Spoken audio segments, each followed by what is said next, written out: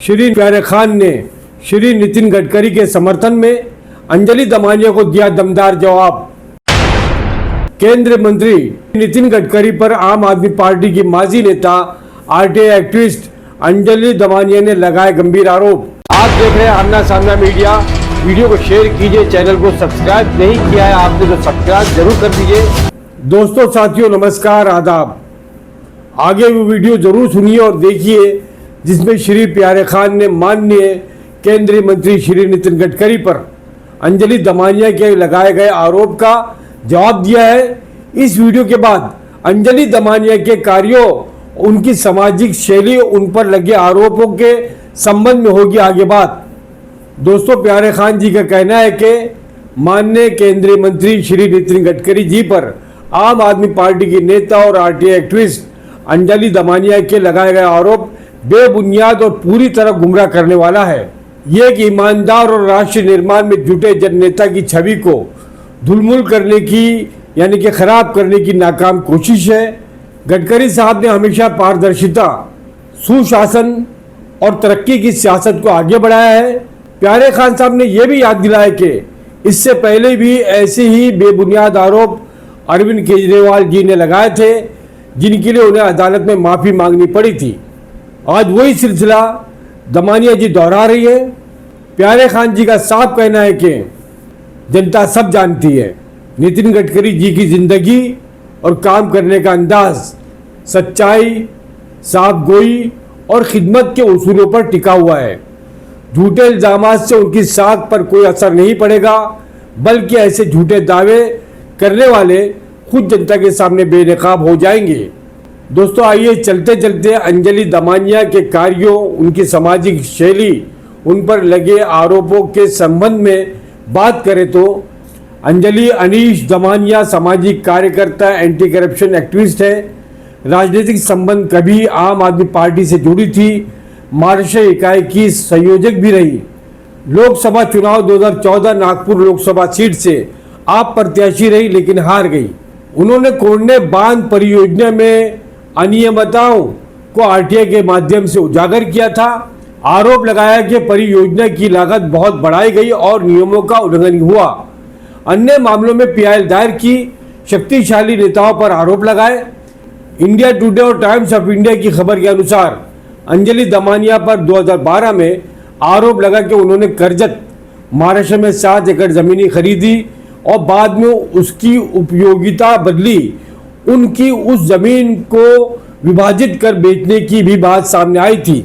IAS और आप के अंदर कुछ लोगों ने उन पर जानकारी छुपाने का आरोप भी लगाया।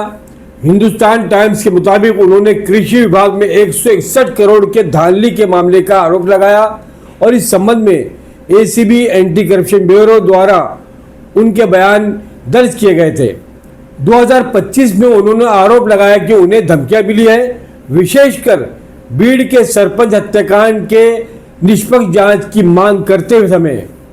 एंटी करप्शन ब्यूरो ने उन्हें एनसीपी नेता धनंजय मुंडे के खिलाफ दायर शिकायत की जांच में उपस्थित होने का बुलावा भी भेजा था। आइए दोस्तों, सुनते हैं प्यारे खान साहब की वो वीडियो जिसमें उन्होंने श्री नितिन गडकरी पर आरोप लगाए गए उसका जवाब दिया है। नमस्कार, आज हम बात करते हैं अंजलि दमानिया जी की, जिन्होंने गडकरी जी पे बहुत सारे एलिगेशन लगाए हैं। सबसे पहले हम बात करते हैं एनसीएलटी की। दोस्तों, इस देश में जितने भी एनसीएलटी के केसेस हुए हैं, तकरीबन 20 साल पहले का डेटा उठा के देख लीजिए।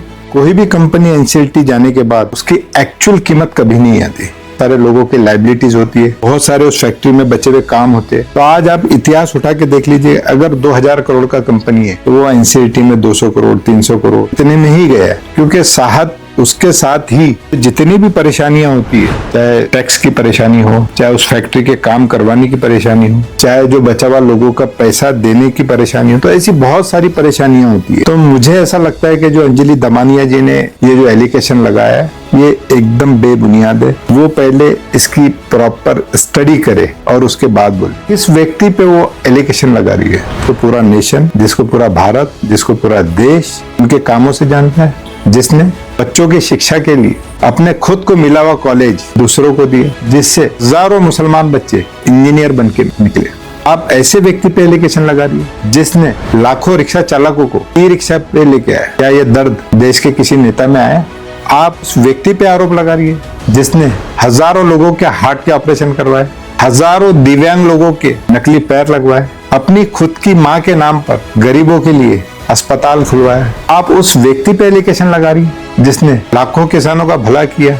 बात करते हैं इथेनॉल की। इथेनॉल में पहले देश के ऐसे मंत्री रहे श्री नितिन गडकरी जी, जिन्होंने गरीब किसानों के बारे में आवाज उठाई। आज आप उनकी फैक्ट्री की बात करती है तो आपकी जानकारी के लिए मैं बता दूं, धर्म में गन्ना नहीं होता है। गन्ना होता है उत्तर प्रदेश में, गन्ना होता है मराठवाड़ा में, गन्ना होता है हरियाणा में, गन्ना नागपुर में नहीं होता है। अगर गन्ना नागपुर में होता होगा तो वो सिर्फ आधा % या 1% में होता है। तो ऐसे एलिगेशन लगाने के पहले उसकी सत्यता को जानना बहुत ज्यादा जरूरी है। जिसने हजारों किलोमीटर रोड बनाकर नेशनल हाईवे को एक नई पहचान दिलवाई, आप ऐसे व्यक्ति पे एलिगेशन लगा रही है जिसने कोविड के समय हजारों लोगों की जान बचाई, गरीबों के लिए रेमडेसिविर की फैक्ट्री खोली। क्या ये किसी देश के नेता के लिए ये काम नहीं हो सकता था? लेकिन किसी ने ये काम नहीं किया। लाखों लोगों को, बेरोजगार लोगों को रोजगार देने का सहारा बने, महिलाओं को आत्मनिर्भर बनाया। आप ऐसे व्यक्ति पे एलिगेशन लगा रही है। मैं अंजलि दमानिया जी से फिर एक बार कहना चाहता हूँ, आपके सर्वा श्री केजरीवाल जी ने भी ऐसे ही आरोप 2013-14 में लगाए थे। आखिर को क्या हुआ? कोर्ट में जाके माफी मांगनी पड़ी। ऐसे व्यक्ति पे एलिगेशन लगाने के पहले जो नेशन को बनाने का काम करता है, हमको 10 बार सोचना चाहिए। कौन आप क्या काम करेगा? कौन इस देश में अच्छा काम करेगा? अगर आप जैसे लोग नेशन को बिगाड़ने का काम करेंगे तो नेशन को बनाने वाला कौन है? आप बताइए। इस देश को अफगानिस्तान मत बनाइए। जो अच्छे लोग हैं उनको काम करने दीजिए। बात करते हैं उनके बच्चों की। आपने उनके बच्चों पर भी एलिगेशन लगाया। सारंग गडकरी और निखिल गडकरी, वो किसी से भीख नहीं मांगते, वो मेहनत करते और मेहनत से बिजनेस बनाना, बिजनेस बड़ा करना कोई भी गलत बात नहीं। तो सबसे पहले एलिगेशन लगाने के पहले सारी सत्यता को देखना चाहिए। आपने बात किया कि गरीबों के घर तोड़े। जिस व्यक्ति ने नेशन बनाने के लिए अपने ससुर का घर तोड़ा, तो उसके लिए नेशन फर्स्ट है। तो किसी का भी घर अगर वो रास्ते में आएगा तो बिल्कुल तोड़ा जाएगा। तो वो नेशन बनाने के लिए, वो खुद के लिए नहीं कर रहे। अगर किसी रास्ते में किसी गरीब का घर आता है तो वो तोड़ना ही पड़ेगा, नहीं तो वो जो प्रोजेक्ट है वो रुक जाएगा। एलिगेशन लगाना बहुत आसान है। मुझे ऐसा लगता है कि आप आज तक वो हार का दर्द नहीं भूली है, इसलिए आप ऐसे एलिगेशन उन पर कर रही है। पहले सत्यता जानिए, देखिए कि क्या सही है क्या गलत है, उसके बाद एलिगेशन लगाइए। आप मुझे बताइए, आपने एक भी काम ऐसा किया हो जो नेशन के हित में? आज तक आपका कोई ऐसा काम होगा? आप बताइए कि आपने नेशन के लिए काम किया। तो ऐसे ईमानदार लोगों के प्रति देश में नफरत मत फैलाइए। आप उनके काम से उनको पूरा देश, पूरा भारत, पूरा विश्व आज उनको जान रहा है। आज हिंदुस्तान की एक अलग पहचान। तो मेरी आपसे रिक्वेस्ट है, गुजारिश है कि इस देश को अफगानिस्तान मत बनवाइए, नहीं तो अच्छे लोग इस देश को छोड़कर चले जाएंगे और फिर अफगानिस्तान में जैसे राज चल रहा है वैसा इस देश में भी राज चलेगा। जय हिंद। शुक्रिया दोस्तों, धन्यवाद। मैं आपका दोस्त राशिद अजीम इजाजत चाहता हूँ कैमरा पर्सन शाहिन पटेल के साथ। जय हिंद, जय महाराष्ट्र।